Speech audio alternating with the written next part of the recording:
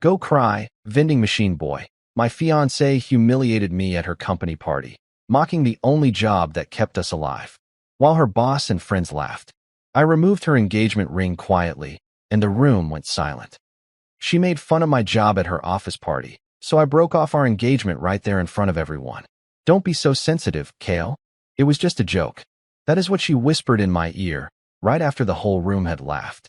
Right after her boss looked at me, raising his eyebrows as if I were the night's entertainment. Right after her friend, Maeve, let out a snort into her wine glass. Just a joke. A joke about my life, my job, my future. A joke about the only thing I'm proud of, what fed us while she was still figuring things out. A joke told in front of 60 people in suits by the woman who said she wanted to spend the rest of her life with me.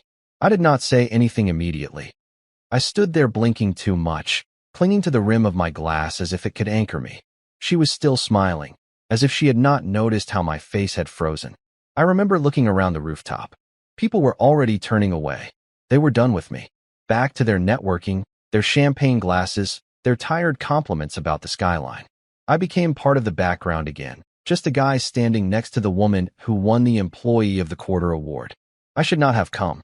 I knew it as soon as we got out of the elevator. I knew it when she made me change my shoes. I knew it when she told me, "Try not to talk about your work unless someone asks." But I came because I loved her. God, what an idiot I was. The music changed. People laughed again. She leaned in, kissed me on the cheek as if that would erase everything, and then went to hug someone named Derek from Devon. I don't remember. I stood there alone, sweating through the collar of my shirt. I kept hearing the echo in my head. He fixes vending machines. Is not that adorable? No one looked at me the same after that. I became the joke, the pet, the man she had pulled from the clearance rack and paraded around as an ironic fashion choice. And still I did not leave. Not at that moment. No, I waited. I waited until the room was looking again, until the attention returned. And then I did something I never thought I would have the courage to do, but I will tell you what it was in the second part, because that is the moment when everything changed. I did not follow her when she walked away. I stood by the drinks table, feigning interest in a bowl of olives I did not even touch. One of them had a toothpick stuck in it like a small flag, and I watched it tremble slightly in the wind, or, perhaps, from the shaking of my hand. It is strange what you notice when you are humiliated. I could no longer hear what people were saying. I just saw mouths moving, fleeting glances, nudges. No one dared to come closer, not even out of politeness.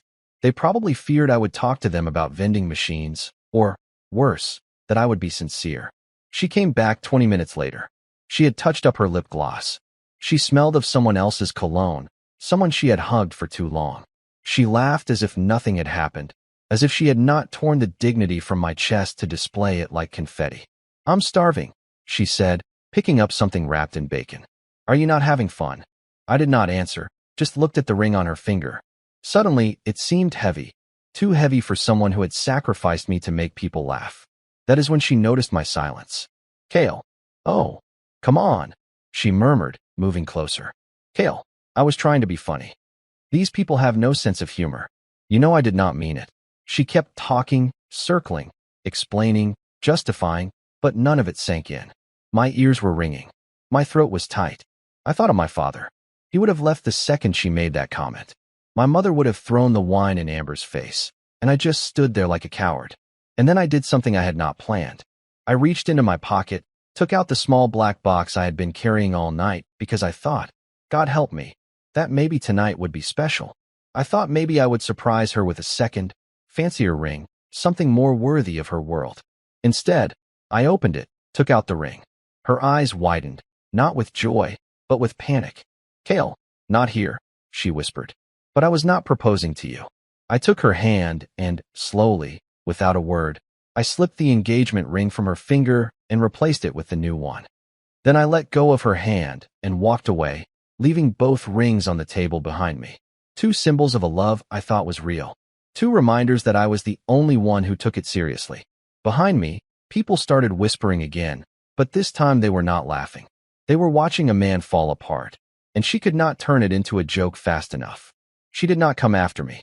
Not immediately.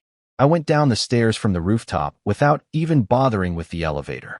I did not want to wait, or hear music, or see my reflection in those mirrored doors. I wanted air, real air, not perfume nonsense, not string lights and curated playlists, and people clinking their glasses after laughing at strangers. I reached the street and stood there, staring at the black asphalt as if it had answers. For the first time in a long time, I did not know where to go. I could not go home. We shared that space. I could not go to my workshop. It was closed and cold. I thought about driving aimlessly, letting the night swallow me. And then I heard the sharp sound of her heels behind me. She caught up to me, breathing too fast, as if she had run, but I knew she had not. She never runs, unless it is for show. What the hell was that? She snapped, grabbing my arm as if she had any right to it. I did not answer, just looked at her hand, still bare, still without the ring. Do you have any idea how you made me look? She hissed, getting in front of me as if she could block out the whole world. You embarrassed me in front of everyone. That sentence hit me like a slap. She was embarrassed. Not because she had humiliated me, not because she had turned me into a joke in front of her entire professional network. No, because I did not stand there smiling through it, because I did not play along like the obedient little side character in her carefully polished life. I think that is when I truly saw her. Not Amber, the fiancée. Not Amber, the woman I fell in love with. Just Amber, who needed the right light, the right moment, the right version of me. I did not do anything you did not do first, I said, my voice trembling. Not with anger, with pain. She blinked, and for the first time all night, her smile cracked a little, as if realizing I was not bluffing. As if maybe, just maybe, this was not going to be one of those fights we pretend did not happen the next morning. Are you really making this about a joke? She said. But now there was less venom in her voice. Just confusion, maybe fear. I did not have the energy to explain that it was not about a joke. It was about all the little things I had let slide. The quiet belittling. The way she introduced me like a rescue dog she had picked up to feel grounded. The way she only kissed me when no one was looking and never held my hand when someone was. It all culminated in a laugh. That is all it took for everything to finally fall apart. She tried again, more softly. This time, we can go back up. We act like nothing happened. We will talk later. You caught me off guard. That is all. And for a moment, a stupid, fragile second, I almost nodded. But then I saw a couple from the party walking past behind her, slowing their steps just enough to listen, pretending to look at their phones, and I remembered the exact sound of her laugh. So I said the one thing she never expected to hear. No, Amber, we are not going back up. You are. She laughed nervously, as if I were joking, but I was not. And when she realized, when she saw that I was serious, her face changed completely. That is when she said it. The thing I will never forget. The thing that made this much more than pride or pain. She crossed her arms, took a step back, and said, Fine, go cry about it, vending machine boy. And then she turned and walked away, back to her rooftop, to her people, to the version of herself that no longer included me. She thought that was the end. It was not even close. I did not sleep that night. I drove aimlessly until the gas light came on. Then I parked at a dark gas station on the outskirts of town and just sat there, listening to the engine clicks as it cooled, as if it were trying to say something I could not translate. I looked through our old photos. Her smile, my stupid smile, the pictures where I held the camera too low or too high and she made fun of me. I wondered how many of those smiles were real. I wondered how many were hers and how many were someone else's version of who she was supposed to be. She did not write to me once, not a single missed call, not a question, not even a "where are you?" She left me outside that building and went straight back to her world. I could see it unfolding in my mind like a movie. Her walking back in, laughing it off, saying something witty, like, well, that was dramatic. And everyone moving on because they would. People like that always move on. They don't analyze things. They don't sit in parking lots at 2 in the morning wondering if they are the punchline or just slow to get it. I thought about calling my brother. He had always said she was a bit too studied, whatever that meant. I did not call. I did not want to hear an "I told you so" from someone who lives in an RV and still owes me $400. Instead, I drove home. The apartment was dark when I entered. Her shoes were not by the door. Her coat was not on the rack. The bedroom was untouched. The bed was made.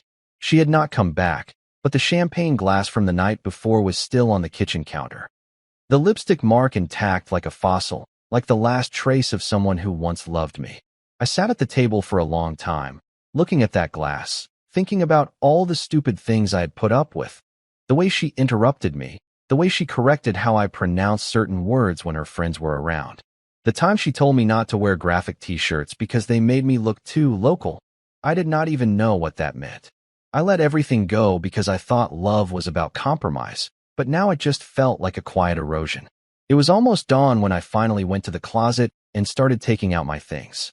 Not hers, mine, the ones I brought into this relationship, the ones that still had my name sewn into the inside of the collars. I was not leaving. She just did not know it yet. And then I saw something I had not seen before. Behind the closet door, hidden in the corner, was a thin black box. I did not remember putting it there. When I opened it, I recognized the envelope inside immediately. It was from my mother from last year. The engagement card she sent from Florida because she was too sick to travel for the party. I had not seen it since the move. Amber said she would put it in a safe place. Apparently, that meant burying it behind a pile of boxes labeled winter accessories. I opened the card, read my mother's handwriting. If he makes you feel smaller, he is not the one. She wrote that before she even met Amber. And suddenly it did not feel like a breakup anymore. It felt like a rescue. But Amber did not know that yet. She still thought she was in control and had no idea what was waiting for her the next day. She did not come home until almost noon the next day. I heard the key in the lock while I was sitting on the living room floor, folding the same sweatshirt in 3 different ways, not knowing why. I did not move. I did not even look at the door, just listened as she came in. Her heels clicked softly, as if she did not want to wake a guilt that was not hers to carry. She stopped when she saw me. She was still dressed like the night before. Makeup smudged at the corners of her eyes, her hair up in a messy bun that probably took her 30 seconds and 0 regret. She said my name like a sigh. "Kale, can we talk?" I nodded slowly, as if doing so physically hurt me. She started pacing with her arms crossed tightly, talking fast, as if stopping would make the silence swallow her whole. She said she had drunk too much, that she did not mean it that way, that people had misinterpreted it, that I had overreacted, that I had humiliated her, that I should have waited until we got home. Then she cried, the soft, rehearsed kind of crying, the one she probably used when she missed deadlines or needed extensions in college. Not ugly crying, no shaking or sobbing, just perfect, glistening tears with streaks of mascara. A pain performed for maximum emotional leverage. She tried to take my hand. I pulled it away, and for the first time, I saw her face twitch for a second. Something flickered. Not sadness, not shame, annoyance, as if her patience had run out, as if my broken heart was becoming an inconvenience. I stood up without a word. I just walked past her, opened the coat closet, and took out the only thing that had been there all night. A simple cardboard box, her things, not everything, just what mattered. The framed picture of her graduation that she insisted stay on the shelf, even though it was not mine, her curated collection of perfumes, the journals she never let me read, her teacups, the fake succulent plant she bought because it added warmth, and the dress she wore last night, folded neatly on top like a ghost. She blinked. "What is this?" I did not answer. I just handed her the box. She did not take it. Her voice rose, cracking at the edges. "Seriously, are you kicking me out? Over a joke?" I looked into her eyes. I had not done so since last night. This time I made sure she saw everything. The exhaustion, the sadness, the deep, unfathomable betrayal. I wanted her to feel it settle in the space between us like dust. "You did not make a joke," I said quietly. "You have been telling them for months. Last night was just the first time I laughed too." She stared at me, no longer crying, not even pretending, just frozen. I placed the box on the kitchen counter, next to the untouched champagne glass. Then I went back to the bedroom and closed the door. Behind it, I could hear her shallow, controlled, calculating breathing. She did not scream, she did not beg, she just stood there. And I knew exactly what she was thinking, that this was just a phase, that I would come crawling back, that I needed her more than she needed me. She did not know that I had already sent the email to the landlord removing her name from the lease. She did not know what else I had found in her nightstand drawer while she was gone. She did not know about Devin, but she would very, very soon. I did not sleep again, not a bit. I lay on my side of the bed, if it could still be called that, and watched the outline of the ceiling fan blades spinning in the dark. The room felt colder. Not physically, not really, But the warmth that used to hum in the background, the invisible feeling that someone cared that you were breathing next to them, was gone, as if it had been carried away in that box I left on the counter. Except the box was still there. I could hear the cardboard shift when she moved around it. She did not speak to me again all day. I think she expected me to give in, for the version of me she was used to, quiet, malleable, too soft to fight back, to come back and apologize for having feelings. But I did not.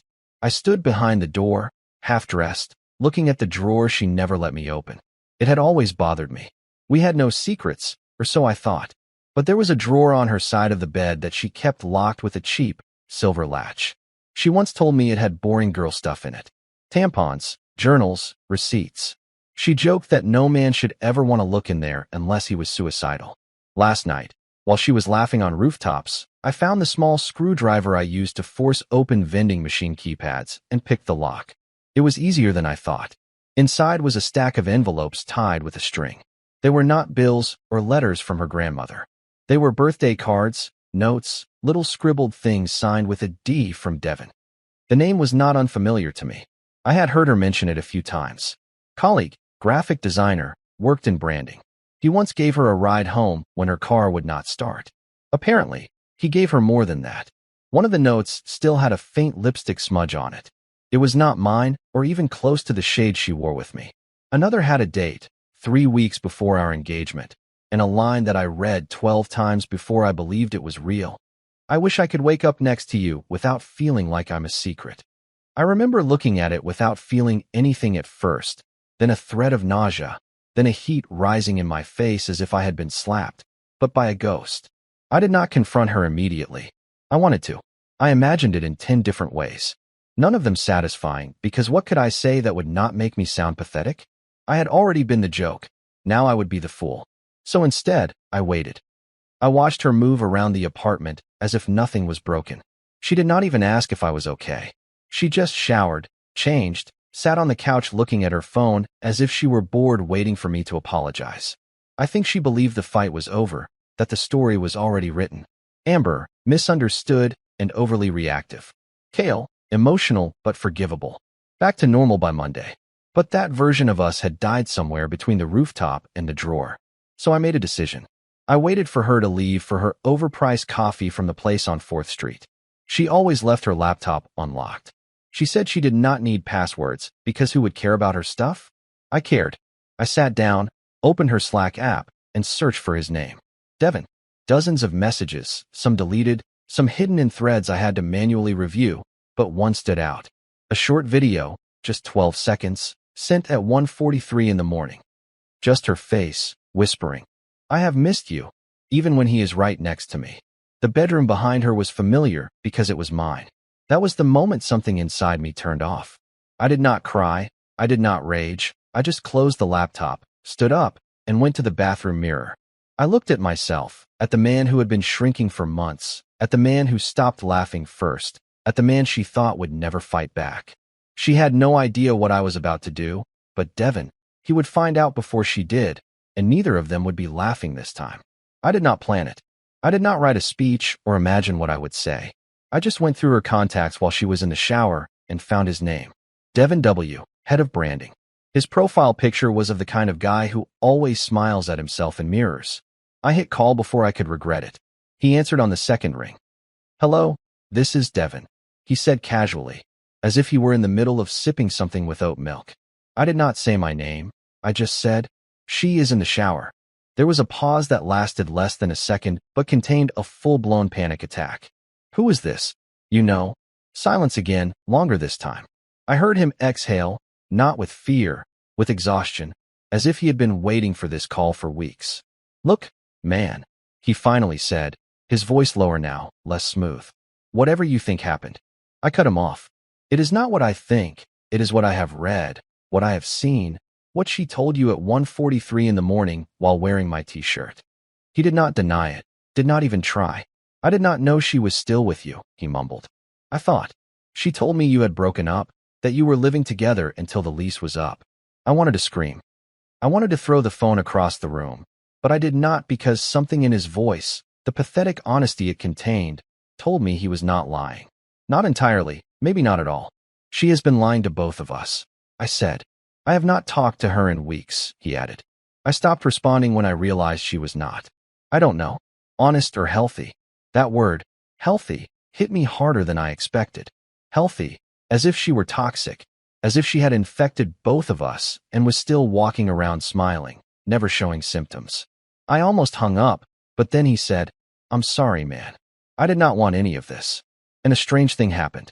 I believed him, not because I wanted to, but because his voice broke a little when he said it. And because I had been the other guy, once a long time ago, and I knew what it felt like to realize you were part of someone else's lie. I don't want anything from you, I said. Just remember this moment. He did not answer. I ended the call.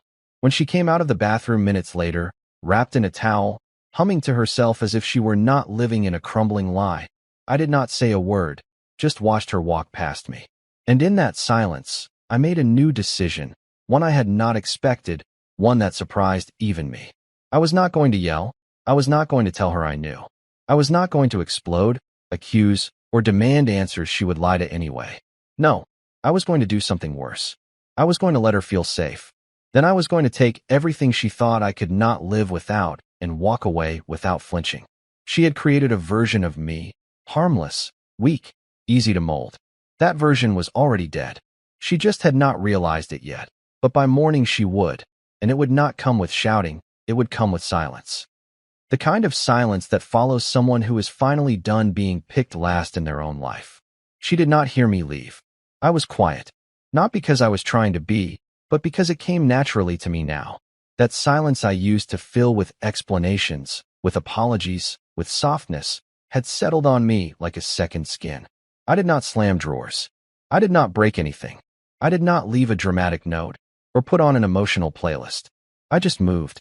By the time the sun started to creep through the blinds, I had already packed everything that was truly mine. Not just what I brought into this apartment, but what belonged to me emotionally. The books I actually read, the shirts I liked when no one was judging them, the tools I trusted, the photos where my smile had not been filtered to fit into her world. I left the engagement ring, not in a box, not in the drawer, on her pillow. I did not do it for effect. I did not want her to cry. I did not want to haunt her. I just wanted her to see something real first thing in the morning. Something small and quiet that carried the weight of 1,000 unsaid truths. I walked out without looking back. The world did not stop. The birds were still singing. A delivery truck honked its horn. A teenager on a bike almost hit me as I crossed the street. Life was already moving on, even if she had not realized it yet. I stayed with my cousin for a few days, the one with the terrible sweatshirt collection and the loud dog that barks at ceiling fans. He did not ask questions, just handed me a beer and said, "It is about time." I did not explain much, just said, "Yeah." And somehow that was enough. The strangest thing about heartbreak is how boring it becomes once you have truly processed it. At first, it is loud. Your mind spins with what ifs, should I see, and why would she? But eventually it quiets down. The pain stops feeling like fire and starts feeling like a paper cut. It is still there, but it is manageable, a reminder, not a threat. 3 weeks later, I opened my own repair shop on the other side of town. Just a small garage behind a bakery. Nothing fancy, but I hung a new sign. Kayla Repairs. Honest work. No judgments. People came, not many, but enough. An old man with a broken espresso machine. A single mother whose washing machine had started leaking.